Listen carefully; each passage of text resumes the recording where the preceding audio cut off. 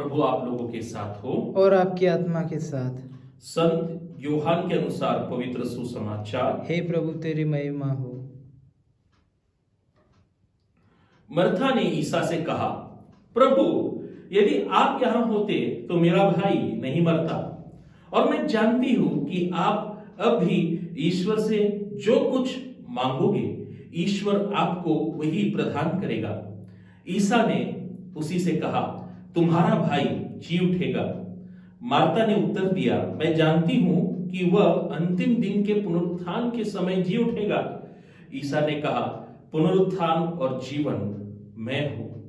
जो मुझ में विश्वास करता है वह मरने पर भी जीवित रहेगा। प्रभु का सुसमाचार। हे क्रिस्त तेरी स्तुति हो। क्रिस्त में मेरे प्रिय भाइयों और बहनों, आज हम सभी मृत भाई बहनों का स्मृति दिवस मना रहे हैं।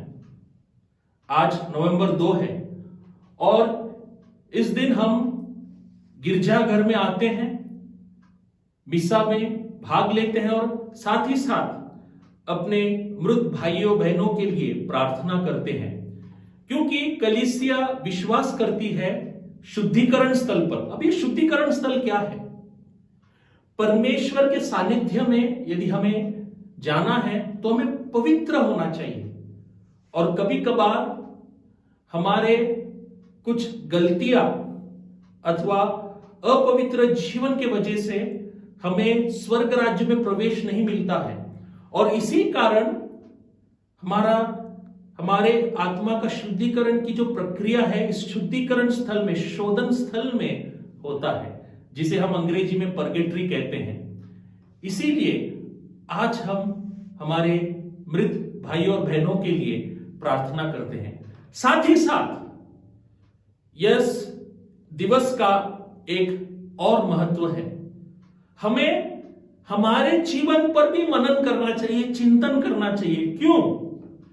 क्योंकि यह दिवस हमें इस तथ्य के बारे में याद दिलाती है कि हमारा जो ये जीवन है ये मर्यादित है, नश्वर है, हमारा शरीर नश्वर है और हमें ईश्वर के सानिध्य में जाना है, ईश्वर के स्वर्ग राज्य में प्रवेश करना है। और